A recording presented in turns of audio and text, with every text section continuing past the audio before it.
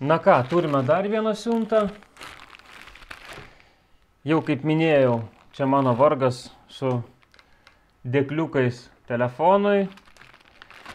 Šį kartą bus su magnetiniu užsegimu tokiu, vertikalus. Bet pradžiai aš jums kažkam esu žadėjęs papasakoti apie štai šį užsakytą daiktą.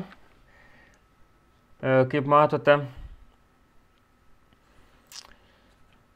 plasmasinį dėkliuką patį pigiausią. Ir iš karto aš jums parodysiu, žiūrėkite, dėl ko neverta pirkti iš kiniečių. Pirma, tai pagaminta iš kietos plasmasės, norint nuimti, vis tiek kažkas nulūš. Taigi šis kartas irgi nebuvo išimtis. Taip, šis kartas irgi nebuvo išimtis. Štai, čia buvo kampe plasmasės gabalėlis, nulūžo, čia nulūžo, čia įskilo. Taip, tvarkoj, čia nulūžo, čia įskilo. Taigi aš dabar neprognozuoju, kiek to laiko čia reikės man iki visiško susilaužimo. Esu iš vis 2 kartus tik nuiminėjęs. Dėja. Taip, dabar turiu dar kitą, kurį jau jums rodžiau.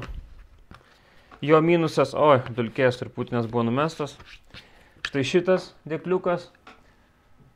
Jo minusas buvo toks, kad krovimo, štai, kur yra krovimo jungtis, reikėdavo pastoviai išiminėti iš dėklo, tai būdavo labai nepatogu. Aš išiminėti visiškai nenoriu, nes dėvisi tiek telefonas, tiek dėkliukas. Šiandien gavau 3 variantą, kurio laukiau irgi ilgiau nei mėnesį. Pardavėjas pažymėjo, kad išsiuntė birželio 1 dieną. Čia birželio 4, numatyti irgi, kol nuėjo iki pašto.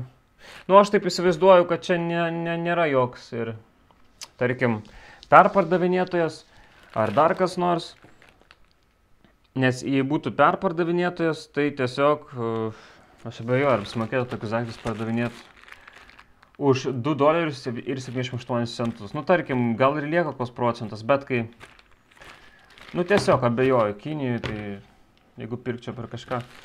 Gerai, taip, kainavo $2,78 Amerikos dolerių, deklaruota 50 centų. Amerikos išsiųsta iš Guangzhou regiono, kaip ir dauguma prekių. Gal pakuojam, greit nelaukiam. Turėtų būti vertikalus ir užsegimas viršuje.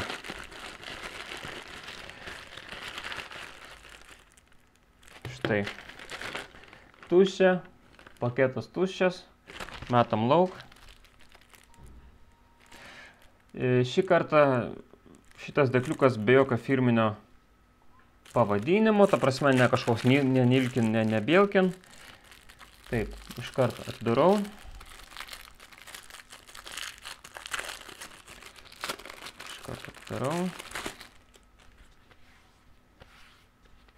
Taip, vadinasi Flip Magnetic Lever Case. Aš nežinau, ar gali būti odinis už tokią kainą. Štai čia kažkas jau.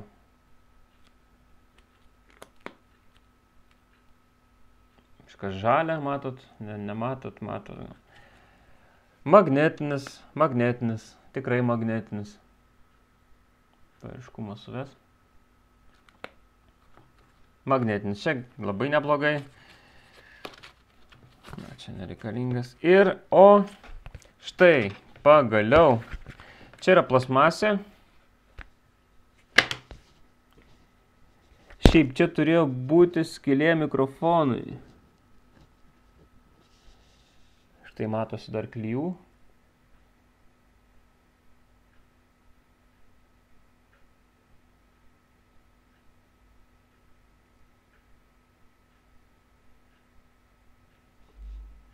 Na, kūryškumas, pasisteng.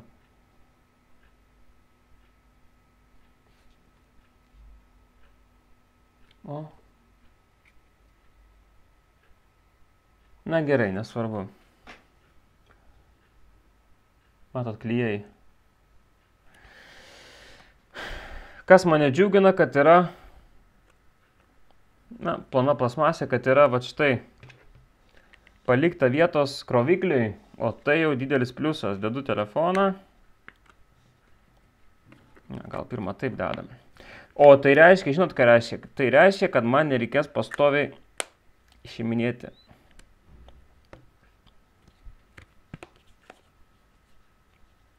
Super. Aha, kamera biškinė vietoj.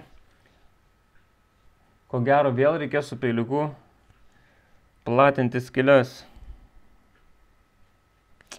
Ajajaj, kaip negerai.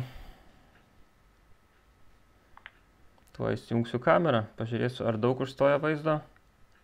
O žinot, vaizdo visiškai neužstoja. Super. Bet užtat čia turėtų būti mikrofonui išpjauta skylutė ir neišpjovė. Tai ką aš norėjau pasakyti, kaip visada, kiekvienoj kinietiškoj prekiai yra kažkoks tai trūkumas. Bandom išimti.